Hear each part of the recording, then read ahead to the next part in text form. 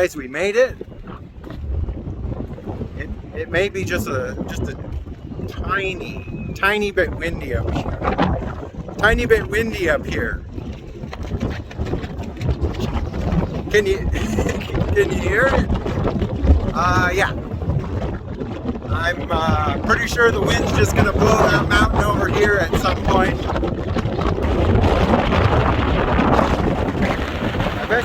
I bet you can't figure out where we're at. We're in the middle of a giant dust and sandstorm right now. Hopefully things calm the hell down here a little bit so we can actually do some activities. But yeah, we made it up here, no problem. There is a steep section coming up this road that is, I don't know how to describe it. I would say it's right on the edge of the comfort level. But Abel just didn't care. He just plowed right through it like it wasn't even there. So anyhow, we're gonna have a little bit of downtime here. We stopped at Harbor Freight and I picked up a couple of O-ring kits, and I'm gonna try to fix the treadle valve on the brake pedal if the wind settles down enough here, not blow all the parts all over the place. Let's go to this side of the truck. Abel's good at blocking the wind, so that's good. We can see one person down there in like a Sprinter van on the playa. I don't think we'd want to be down there right now. I think this is a much better area. It's probably still soft out there. I'm not sure. But anyhow, this is where we're going to be for a day or two. So stay tuned. Guys, this is what happens when you have an air leak in your brake system that's driving you nuts. I'm taking the whole treadle valve apart to fix it, taking it apart, cleaning everything up, putting new grease on the pistons and the O-rings, and putting her back together. Morning, guys. Was a late one last night. Willow and I were up till 7 or 8 p.m. working on this treadle brake valve thing for the truck. I flipped around one of the bumper valves inside it, so it didn't work right, so we had to take the whole thing apart and do it again. Live and learn. We don't have internet access here, and I didn't have my technical manual. I need to take the spare netbook I have and put all the TMs on that netbook so we have it with us. So if we ever run into a situation like that again, I can just look at the exploded views. Anyhow, it is freaking stupid windy still, and it's been windy all night, and it won't let up. So we're gonna go down to the playa and see if it's any better, but I'm doubting it is. And if that's the case, we're probably just gonna pack it up and head to another location, because this is not ideal for relaxing or doing anything, and I just don't want to sit in the shelter all day. So but let's see. Oh, there's a couple things I want to show you guys. So I don't know if you remember, we were telling you guys that the CTIS failed in a deflate position and the tires got down to like 5 or 8 pounds of pressure or whatever.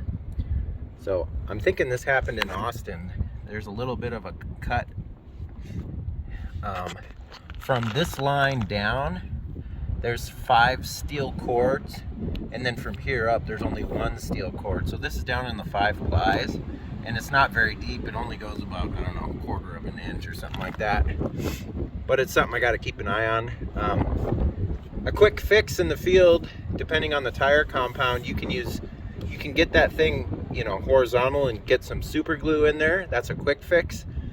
For a more permanent one, black shoe glue works really well on tiny little slices like that. It'll make the tire or the cut stronger than the tire itself.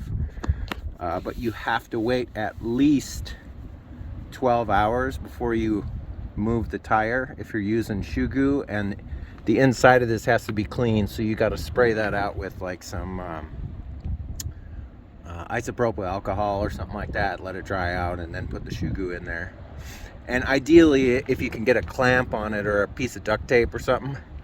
But not really a terrible big deal. We've got a spare width.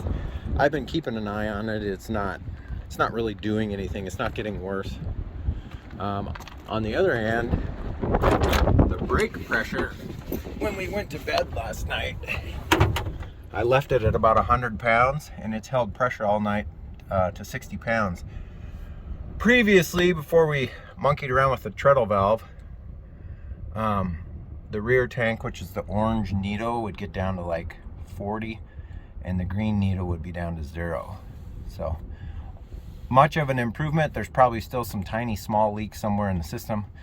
You're not really supposed to let the trucks hold pressure overnight, but it's a good test to see if your fix worked. And of course, there's no more hissing behind the dash once you push the brake.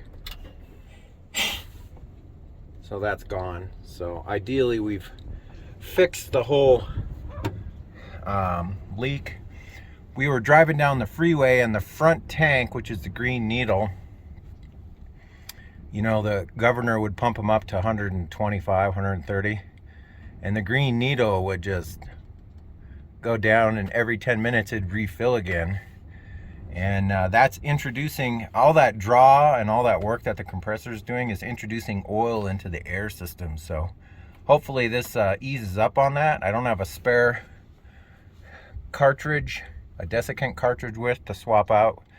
I need to remember when we go on these longer trips to bring everything, and I mean that because yeah, me being OCD and me wanting to fix things right away, it'd be nice to have all that stuff with. But anyhow, we're gonna head down to the playa here, and I don't think it's gonna be any better. And if that's the case, then we're just gonna pack it up and start heading closer to home, find a location, and probably hang out there for the day. Stay tuned. I'll be honest with you guys, Abel is super capable as a truck, but we don't like pushing him to his limits out here far away from home, because you never know, you know, where the next location's going to be, or if I have a spare part for something that breaks. Coming up this hill freaked me out. Going down is going to be even more so. However, I decided to film it. Normally I don't in these stressful situations, but you guys are going to see it from Willow's point of view and from my point of view. And this is a freaky hill. It is nothing to mess around with. It's a short section, but it's really steep. And I'm going to show you how I get through it. Rather than let somebody else drive the truck or close my eyes and hope for the best, I have to pick the path that's probably going to have the greatest success, and we're just going to go down from there. So we're coming up to this point. I am going to shift the truck into mode and crawl gear, which is first, and I'm just going to let the truck go down this section at his own pace, and hopefully everything goes as planned. If not, you get some pretty cool footage of me crashing my truck on this video.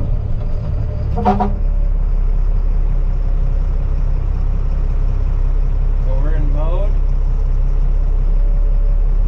and I clunked it down to 1. So now we're just going to use engine modulation, and holy crap, this is freaky.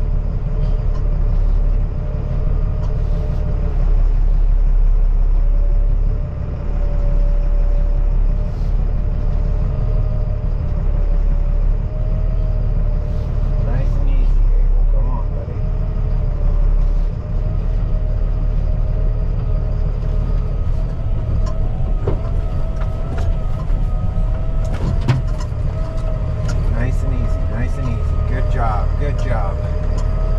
Yes. Whew. I don't know what degrees that incline was. It had to be at least 35 or 40, but that was made my heart flutter a bit. Now we just need to get down to this gravel pit so we can get back on the road. That was a lot better than I expected. I thought for sure we were going to slip a little bit, but Abel didn't slip at all, so that's good. I am using first gear, and I'm also modulating the brakes as we go, and we're in mode, so that means all the wheels are locked into drive mode, basically. You're getting some footage from Willow. I'll have to tie that in through the editing, but yeah, this kind of gives you 2 points of view of how we navigate difficult terrain like this. We have yet to have any serious problems. We came close once to losing the truck, and I just don't want to get to that point ever again with Abel. We just love having this truck for access to places, and it's so capable, and it's a lot of fun. So anyhow, I think that's probably the worst of it, so I hope you guys enjoyed that small bit of footage.